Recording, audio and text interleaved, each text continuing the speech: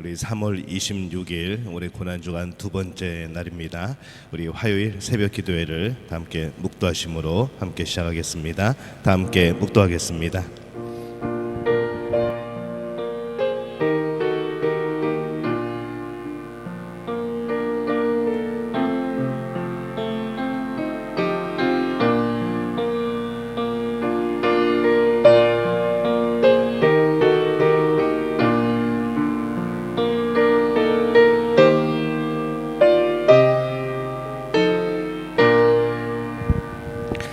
그가 찔림은 우리의 허물 때문이요 그가 상함은 우리의 죄악 때문이라.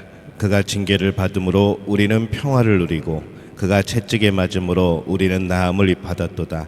우리는 다 양 같아서 그릇 행하여 각기 제 길로 갔거늘 여호와께서는 우리 모두의 죄악을 그에게 담당시키셨도다. 아멘. 우리 찬송가 292장 주 없이 살 수 없네. 우리 통일 찬송가는 415장입니다. 찬송가 292장, 통일 찬송가 415장입니다. 주 없이 살 수 없네. 죄인의 구주여, 그 귀한 보배 피로 날 구속하소서.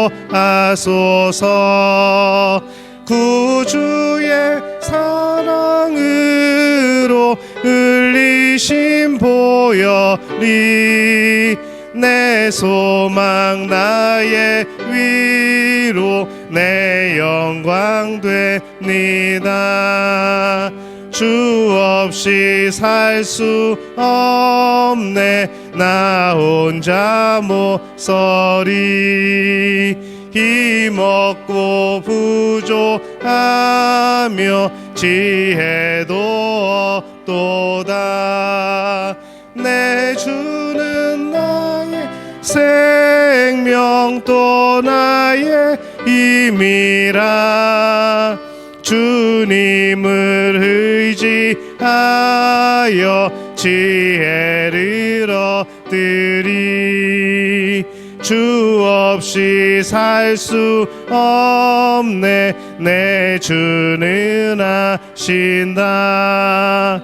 내 영의 깊은 간구 마음의 소원은 주밖에 나의 마음 네 알아주리오.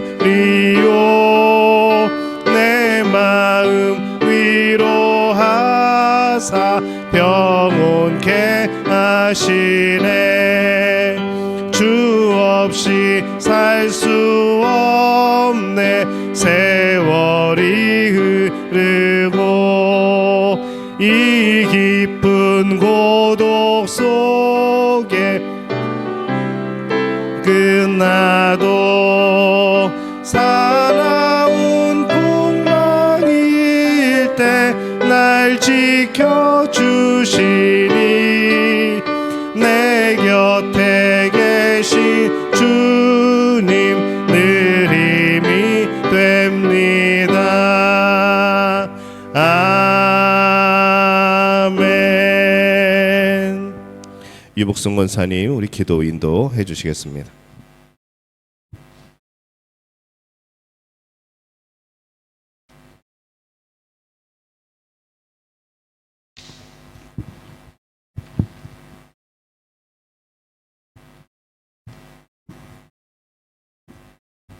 기도하겠습니다.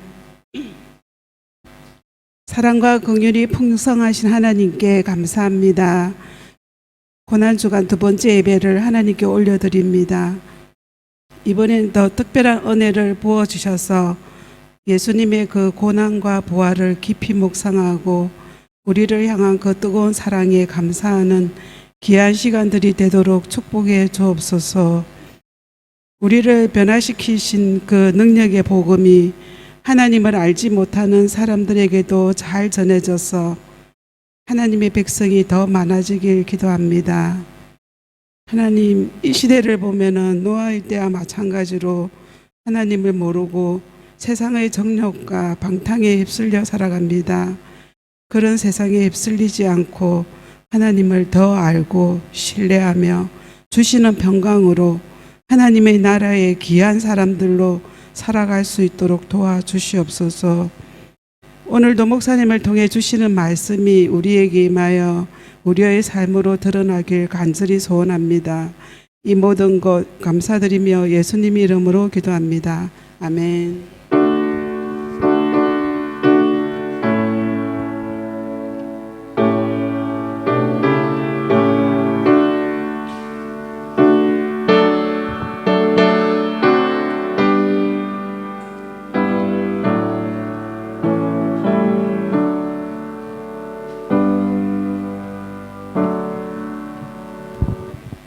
오늘 함께 나누실 말씀은 우리 신약성경 갈라디아서 2장 20절 말씀입니다. 제 성경으로는 신약성경 303페이지입니다. 갈라디아서 2장 20절 말씀, 우리 한 목소리로 함께 봉독합니다. 내가 그리스도와 함께 십자가에 못 박혔나니 그런즉 이제는 내가 사는 것이 아니요 오직 내 안에 그리스도께서 사시는 것이라. 이제 내가 육체 가운데 사는 것은 나를 사랑하사 나를 위하여 자기 자신을 버리신 하나님의 아들을 믿는 믿음 안에서 사는 것이라. 아멘. 우리 여성 1, 2, 3구요 하나님 앞에 찬양으로 영광 돌려주시겠습니다.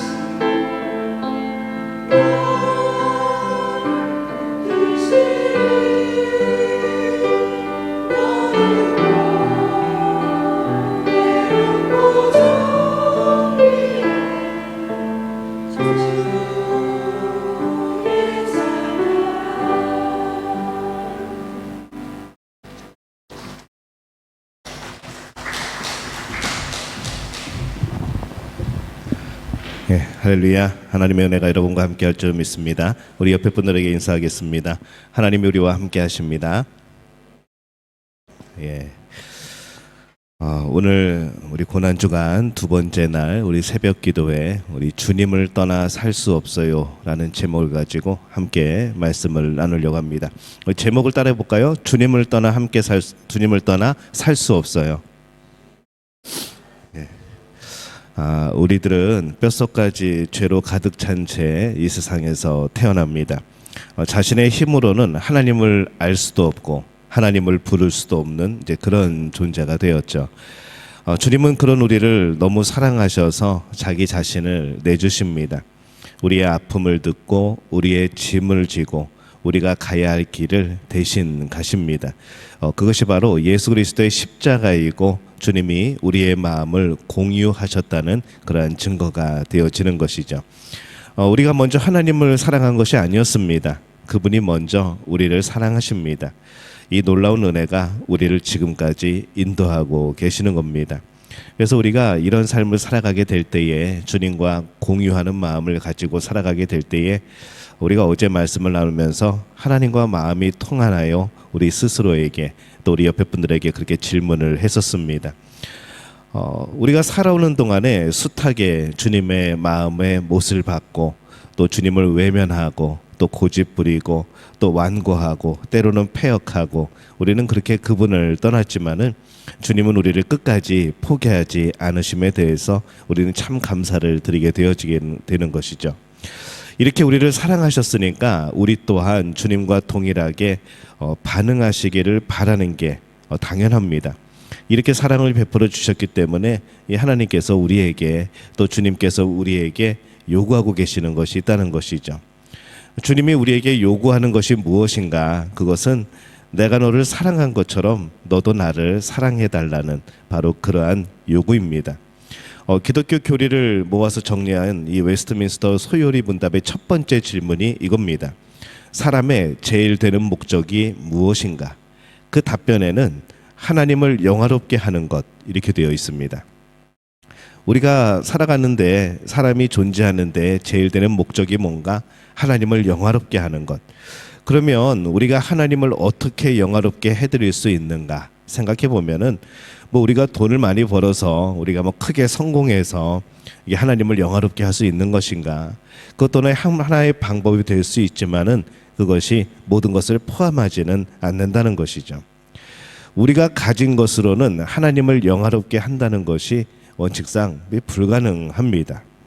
그러면 과연 우리는 어떻게 해야 되는가? 우리는 주님을 영원토록 즐거워해야 합니다. 하나님을 즐거워하는 것이죠. 우리가 몇 주 전에 말씀 나눌 때 이 하나님을 즐거워한다는 것, 하나님이 나와 함께 하심이 부담스럽지 않고 하나님이 나와 동행하시는 것이 기쁨이 되어지고 어느 곳에서 어떤 상황이라든지 상관없이 하나님이 함께하고 하나님의 마음을 나눈다는 것이 이것이 우리가 하나님을 즐거워한다는 것인 것을 우리가 함께 말씀을 나눴었습니다. 그래서 이 하나님과 마음을 공유하고 그분의 뜻을 알고 또 그분의 사랑에 영원토록 감격하며 살아가는 것, 또 그분의 사랑에 만족하며 살아가는 것, 이것이 바로 하나님을 영화롭게 하는 것이죠. 근데 우리는 자꾸 내가 무엇을 해가지고 하나님을 영화롭게 하려고 하지만은 결국에 우리가 하나님을 영화롭게 하는 방법은 마음을 공유하는 겁니다. 하나님의 마음을 알면 감사하게 되어지고 또 기뻐하게 되어지고 또 그 사랑에 만족하게 되어지고 이것이 우리가 하나님을 영화롭게 하는 겁니다. 어린 아이에게는요 엄마 외에는 아무것도 필요 없습니다. 이 신앙도 마찬가지라는 것이죠. 이 복음 하나면 충분하고 예수님이면 충분하고 하나님이면 충분합니다.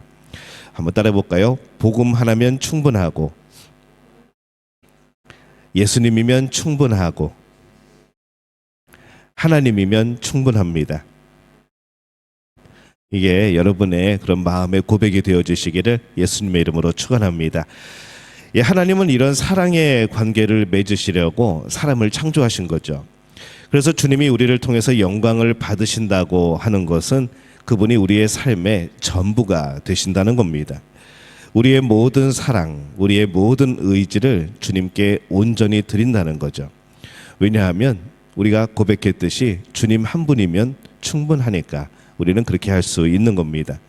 한동안 사람들이 이 무소유에 대해서 많이 관심을 가졌습니다. 그렇지, 이 세상 살아가면서 우리가 아무것도 들고 온 것도 없는데 또 아무것도 못 가지고 가는데, 그래 이 세상 살아가면서 무소유의 삶을 살자, 많이 그런 이야기들을 했습니다.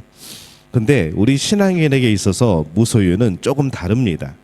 하나도 안 갖겠다는 것이 아니라 하나님을 아버지로 모시게 될 때에 하나님의 것이 전부 내 것이라는 것이죠. 그래서 우리는 굳이 뭘 가질 필요가 없는 겁니다. 만약에 내 것을 갖는다고 하면은 우리가 얼마나 상상할 수 있겠습니까? 내가 무엇을 가지는 것, 얼마나 그것에 대해서 폭넓은 그런 소유를 생각하겠습니까? 우리는 당장 필요한 거, 우리는 내가 좀 편안하게 앞으로 살 수 있는 거, 그냥 이 정도를 가지고 우리는 그 소유를 우리는 생각을 하고 내 것을 원합니다. 근데 더 가지려면은 그만큼 애쓰고 더 힘써야 된다는 것이죠. 하지만 무소유로 살겠습니다, 내가 하나님 앞에서 무소유로 살겠습니다 라고 말하는 것은 이런 뜻이죠. 하나님, 제 거는 따로 없지만은 주님의 것이, 하나님의 것이 전부 제 겁니다. 이게 어떤 담대함일까요? 이게 하나님의 자녀의 담대함입니다. 하나님의 것이 내 것이 되어지는 것. 왜냐하면 우리는 하나님의 나라를 유업으로 받을 사람들이기 때문에 그런 것이죠. 이 정말 행복한 거죠. 하나님의 것이 내 것이 되어지는 것. 이 웬만해서 사람들은 다른 사람에게 뭔가를 강요하지를 못합니다. 이 사람 마음 바꾸는 게 그렇게 쉽지 않다는 것이죠. 근데 바꿔지는 경우들이 있습니다. 죽을 만큼 사랑하면, 미칠 정도로 좋아하면 그 사람을 바꿀 수 있는 것이죠. 우리들이 사람들을 찾아가서 복음을 전합니다. 그러면은 상대방이 그럽니다. 자꾸 찾아가면은 왜 자꾸 찾아와가지고 귀찮게 하냐고, 제발 나 좀 가만히 놔두라고, 내가 알아서 하겠다고. 근데 우리는 포기하지 않고 또 찾아가서 복음을 전합니다. 왜 그렇게 하는 걸까요? 죽을 만큼 내가 미칠 정도로 주님을 좋아하기 때문에 그런 겁니다. 예수님이 좋지 않으면은 복음을 전할 수 없습니다. 하나님이 주신 그 은혜와 사랑이 내가 정말 죽어도 다 못 갚을 은혜와 사랑이라고 여겨지면은 이 복음을 전하지 않을 수가 없는 것이죠. 왜냐하면 나는 주님이면 충분한 삶을 살았기 때문에, 지금도 주님만으로 만족하기 때문에 이 만족감과 이 충분함을 알려주고 싶은 거죠. 그 사람이 굉장히, 그 영혼이 굉장히 귀하고 또 사랑스럽게 여겨지는 겁니다. 이 주님과 동행하면은 이런 일들이 일어나는 겁니다. 그래서 인간이 겪을 수 있는 가장 큰 비극이 무엇일까 생각해 보면은 그거는 하나님을 잃어버리는 겁니다. 모든 것을 다 잃더라도 결코 놓칠 수 없는 단 하나, 행복하고도 안전한 동행, 그 동행은 오직 하나님만이 우리와 하실 수 있는 것이죠. 우리가 사랑하는 자녀들, 또 우리가 사랑하는 부모님들, 우리가 사랑하는 남편과 아내, 우리는 어쩌면은 평생토록 같이 살 것처럼 우리는 그렇게 생각을 합니다. 근데 우리는 완전한 동행을 할 수 없습니다. 우리는 생명의 연한이 있는 것이죠. 우리에게 정해진 시간들이 있습니다. 그때까지만 우리는 동행할 수 있는 겁니다. 근데 이 하나님과 하는 동행은 영원한 겁니다. 우리의 부족함이 아니라 안전하고 행복하고 또 부족하지 않은 그런 동행이 되어주시는 것이죠. 이거는 하나님만 해주실 수 있는 겁니다. 이 하나님은 우리를 지으실 때부터 우리를 홀로 두지 않기로 작정을 하십니다. 그래서 완전한 복음, 그 십자가의 복음을 통해서 가장 멋지고 아름다운 동행을 준비해 놓으신 거죠. 하나님이 함께 하셨던 시간들, 또 예수 그리스도와 함께 했던 시간들, 이제 그것을 넘어서서 성령이 우리 안에서 동행하시는 놀라운 일들을 행하신 겁니다. 그래서 사람이 꿈꿀 수 있는 가장 완벽한 회복이 무엇인가 하게 될 때에 임마누엘, 우리와 함께 하시는 주님과 동행하는 회복입니다. 사람이 어떻게 회복이 되는가? 마음의 상처가 치유가 되고 여러 가지 문제들이 해결이 되고 우리는 그렇게 회복을 생각하지만은 진정한 회복은 하나님이 함께 하심을 경험하는 겁니다. 그래서 임마누엘, 하나님이 함께 하심을 경험하는 것, 이게 진정으로 인류의 회복이라는 것이죠. 어떻게 주님이 임마누엘의 이런 약속을 성취하셨는가? 바로 십자가에 달려서 우리와 함께 죽으셨고 죽음을 이기신 부활에 우리를 참여시키신 겁니다. 그래서 우리와 동행하신 거죠. 이 갈라디아서 2장 20절의 비밀을 하나님이 성취하신 겁니다. 우리 다시 한번 읽어볼까요? 내가 그리스도와 함께 십자가에 못 박혔나니 그런즉 이제는 내가 사는 것이 아니요 오직 내 안에 그리스도께서 사시는 것이라. 이제 내가 육체 가운데 사는 것은 나를 사랑하사 나를 위하여 자기 자신을 버리신 하나님의 아들을 믿는 믿음 안에서 사는 것이라. 아멘. 그래서 예수님 한 분이면 충분한 겁니다. 예수와 함께 죽고 예수와 함께 살고 이거면 우리는 충분하다는 것이죠. 예수님만 계시면 가진 것이 없어도 행복할 수 있습니다. 예수 이름만 있으면 온 인류가 구원을 받고도 남습니다. 이것이 바로 우리가 가진 복음이라는 겁니다. 복음은 복을 받으려고 외우는 주문이 아닙니다. 살아계신 하나님을 만나면은 누구나 뒤집어지는 거죠. 인생이 뒤집어지는 겁니다.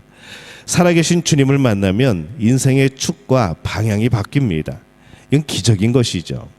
그 누가 우리에게 잔소리를 해가지고 우리의 삶이 바뀝니까? 근데 이 복음은 우리의 삶의 축을 바꾸는 겁니다. 우리의 삶의 방향을 완전히 바꾸는 겁니다. 내 인생을 송두리째 뒤집어 놓으시는 하나님의 능력이라는 것이죠. 그래서 주님 때문에 뒤집어지고 인생의 축이 바뀌는 놀라운 은혜가 이미 여러분들에게 임하였고 또 앞으로도 그 복음으로 인하여서 여러분의 삶이 놀랍게 변화되어지는 역사가 나타나게 되어지시기를 예수님의 이름으로 축원합니다. 예수님은 12명의 제자를 데리고 다니십니다. 말씀이 육신이 되어 이 땅에 오신 예수님을 만나면서 이 제자들은 생전에 들어보지 못했던 하나님의 음성을 듣고 하늘의 진리를 깨닫습니다. 하나님 나라를 소망하게 된 것이죠. 생각해 보면은 정말로 꿈 같은 그런 시간들입니다. 하지만 주님이 이 땅에 오신 목적이 십자가라는 것을 예수님이 말씀하셨을 때 이 제자들은 엄청난 충격을 받습니다.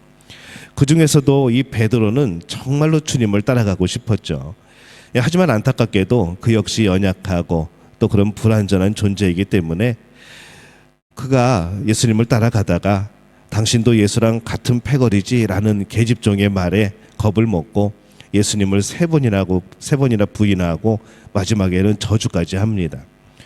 이후에 계속 베드로는 사랑한 주님을 배신했다는 그 마음을 가지고 자신을 가장 필요로 하실 때 그분을 모른 척했다는 저주까지 퍼부었다는 그 사실을 기억하면서 늘 괴로워했을 겁니다.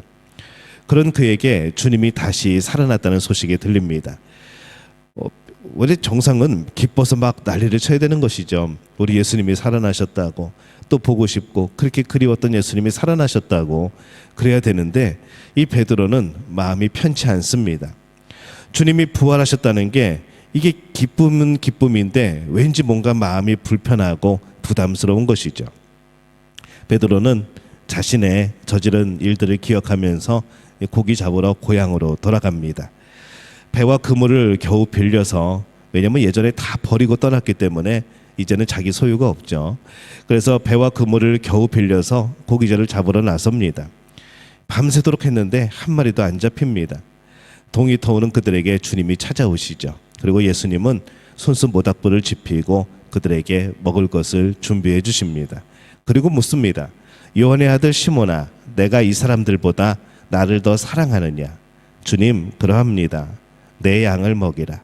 요한의 아들 시몬아, 내가 나를 사랑하느냐? 주님, 그렇습니다. 내 양을 치라. 요한의 아들 시몬아, 내가 나를 사랑하느냐? 주님, 모든 것을 아시오매 내가 주님을 사랑하는 줄 주님께서 아시나이다. 내 양을 먹이라. 이 대화가 오고 갑니다. 주님, 제가 주님을 사랑하는 줄 주님도 아십니다. 이 세상에 이런 대답이 어디 있습니까? 사랑하면 사랑하는 것이고 아니면 아니라고 하는 것이고 잘 모르면 모르겠다고 하면 되는데 이 베드로의 대답은 참 이게 아리송합니다. 주님을 사랑한다고 당당히 대답할 수 있는 입장이 아닌 것이죠. 주님을 모른다고 3번이나 부인한 데다가 주님의 부활의 소식을 듣고도 고향으로 돌아와 버립니다. 그러나 사실 베드로의 마음의 한구석에는 무엇이 있었을까요? 나는 주님을 아직도 사랑해. 주님을 마주 대할 그런 면목은 없지만은 그렇다고 내가 주님을 사랑하지 않는 건 아니지 라는 생각이 마음속에서 왔다 갔다 하는 겁니다. 사랑한다고 내가 그 앞에서 말할 그런 면목은 없지만 그렇다고 내가 주님을 사랑하지 않는 건 아닌 것이죠. 그래서 베드로의 대답은 그랬습니다. 제가 주님을 사랑하는 줄 주님도 아시지 않습니까? 저는 더 이상 주님을 따를 수 없습니다. 그 생각으로는 베드로는 집으로 돌아오는 것이죠. 근데 돌아온 고향이 어땠습니까? 고향은 변함이 없었습니다. 여전히 사람들의 일상을 살아가고 여전히 배들이 왔다 갔다 하고 사람들도 바다도 별로 달라진 것은 없었죠. 근데 딱 하나가 이 사건에서 달라지는 것이 있습니다. 그것은 베드로가 깨달은 것이죠. 베드로가 예수님 없이는, 예수님을 떠나서는 살 수 없게 되었다는 것을 이 베드로가 깨닫는 겁니다. 그래서 베드로는 이렇게 대답할 수밖에 없죠. 제가 주님을 사랑하는 줄 주님도 아십니다. 베드로가 이 한 고백이 정말 예수님이 듣고 싶어 하시던 그러한 고백이었습니다. 내 힘으로는 아무것도 할 수 없다는 자기 부정, 그리고 주님 없이 살 수 없다는 갈망과 안타까움, 바로 이것이 베드로의 마음이었던 것이죠. 오늘 우리 또한 이 마음이 필요합니다. 내 힘으로는 아무것도 할 수 없다는 그런 우리의 고백, 나를 부정하는 것, 하지만은 그럼에도 불구하고 나는 주님 없이 살 수 없다는 나의 갈망과 안타까움, 그래서 주님을 더욱더 따를 수밖에 없는 것, 주님을 바라볼 수밖에 없는 것, 하지만 죄로 인해서 예수님께 가까이 가지 못했던 우리의 현실, 그 모든 문제를 해결하는 것이 바로 십자가라는 것이죠. 인간 베드로는 변한 게 하나도 없습니다. 그대로입니다. 여전히 모자라고 부족하고 주님을 만나기 전과 똑같은 성격을 가지고 있고, 하지만 그의 인생에 정말로 달라진 것이 하나 있다면 바로 예수님 없이는 한순간도 살 수 없게 되었다는 것. 여러분들이 예수님을 만났다는 것이 어떠한 의미일까 생각을 해봅니다. 예수님을 만나고 교회 생활에 익숙해진 것인가? 예수님을 만나고 뭔가 천국에 대한 소망을 가지게 된 것인가? 예수님을 만나고 내 삶에 자그마한 기쁨들이 생겨난 것인가? 그런데 이런 것을 다 관두고 우리가 정말 예수님을 만나고 우리가 얻고 깨달은 것은 단 한 가지입니다. 내가 주님을 떠나 살 수 없다는 것을 깨달은 것이죠. 여러분들에게 이런 고백이 있었습니까? 예수님, 나는 예수님을 떠나서 살 수 없습니다. 나는 예수님 없이는 살 수 없습니다. 오늘 우리가 앞에 찬송가 불렀던 가사처럼 주 없이 살 수 없다고 그렇게 여러분 고백을 하셨습니까? 갈릴리 바다에서 베드로에게 하셨던 질문을 주님께서 지금 여러분에게 던진다면 뭐라고 대답을 하시겠습니까? 또 대답할 준비가 되어 있습니까? 주님은 여러분 안에도 이 일을 행하실 줄로 믿습니다. 그리고 여러분들은 그 고백을 해야 됩니다. 내가 주님을 떠나 살 수 없습니다. 한번 따라해 볼까요? 내가 주님을 떠나 살 수 없습니다. 이게 복음의 능력입니다. 복음의 능력은 내가 주님을 떠나 살 수 없는 존재가 되었다는 것이죠. 복음을 떼어놓고 설명할 수 없는 존재, 복음을 떼어놓고서는 그 무엇도 내가 내놓을 수 없는 우리의 삶, 이것을 깨달은 겁니다. 그에 대한 응답으로 내면에서 이 생명이 흘러나오는 행복한 그런 삶을 살아가게 되는 것이죠. 그래서 우리의 신앙생활은요, 이것으로 시작합니다.